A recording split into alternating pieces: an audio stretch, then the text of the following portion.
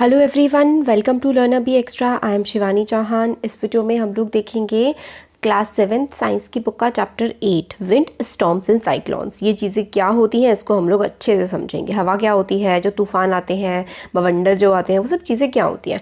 उड़ीसा में देखिए काफ़ी ज़्यादा भयंकर साइक्लोन आया था। विंड की स्पीड, मतलब जो हवा बहने की स्पीड होती है ना, वो नॉर्मली बहुत ही कम होती है। और उस समय पर जब ये साइक्लोन आता है तो हवा की स्पीड बहुत ज़्यादा हो जाती। कितनी हो गई थी? 200 किलोमीटर पर आवर हो गई थी 18 अक्टूबर 1999 को। साइक्लोन ने 45,000 घरों को ख़त्म कर दिया था। 7 लाख पीपल, 7 लाख लोग जो है वो होमलेस हो गए थे, उनके पास कोई घर नहीं था। 29 अक्टूबर सेम ईयर, उसी साल सेकंड साइक्लोन आया जिसकी स्पीड 260 किलोमीटर पर आवर थी।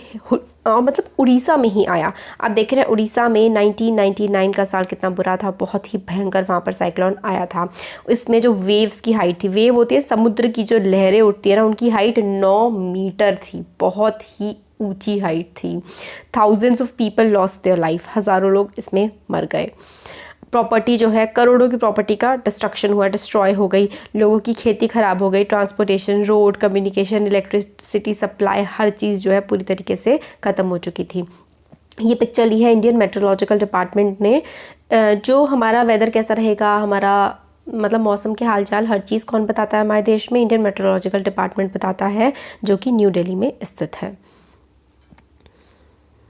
बट ये साइक्लोन जो इतना तबाही मचाते हैं, ये होते क्या हैं, ये किस तरीके से बनते हैं, कितनी ये तबाही मचा देते हैं, इस चैप्टर में इन सारी क्वेश्चंस के आंसर हम देखेंगे। हम लोग स्टार्ट करते हैं। देखिए एक एक्टिविटी बताई गई है with some activities involving air, जिसमें हवा इन्वॉल्व होती है। ऐसी एक्टिविटीज़ देख करके हम स्टार्ट करेंगे। ये एक्टिविटीज़ जो है ना, these activities will classify some basic features concerning a cyclone. कुछ बेसिक फीचर्स के बारे में बताएगा जो साइक्लोन के बारे में, जिससे हम और अच्छा समझ पाएंगे। बिफोर वी बिगिन, रिमेंबर, हमको याद रखना है कि moving air is called wind. जो बहती हुई हवा होती है ना, उसको ही हम लोग विंड कहते हैं।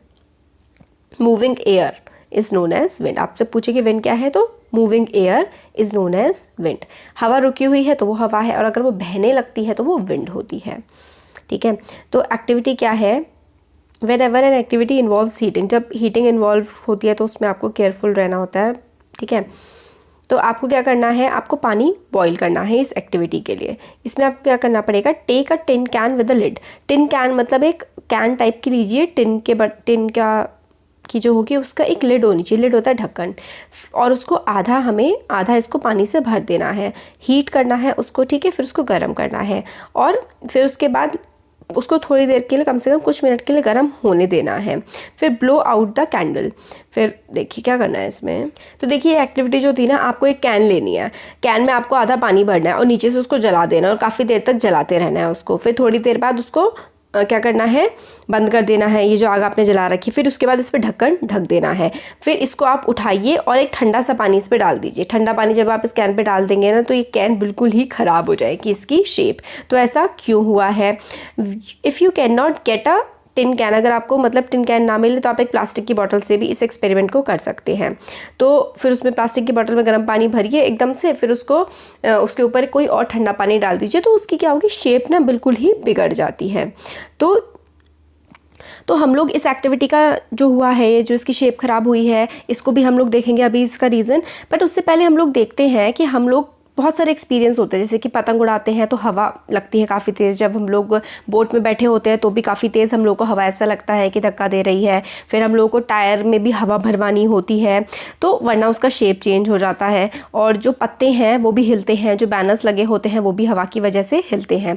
तो हवा जो है ना, वो प्रेशर एक्सर्ट करती है। मतलब आप कई बार खूब तेज़ हवा में चल भी नहीं पाते और ऐसा लगता है कि कोई पीछे से जैसे धक्का मार रहा हो। तो एयर एक्सर्ट प्रेशर, इससे हमें समझ में आता है। तो अब हम देखते हैं कि बॉटल किस तरीके से डिस्टॉर्ट हो गई थी। डिस्टॉर्ट होने का मतलब है किस तरीके से बॉटल की शेप क्यों ख़राब हो गई थी।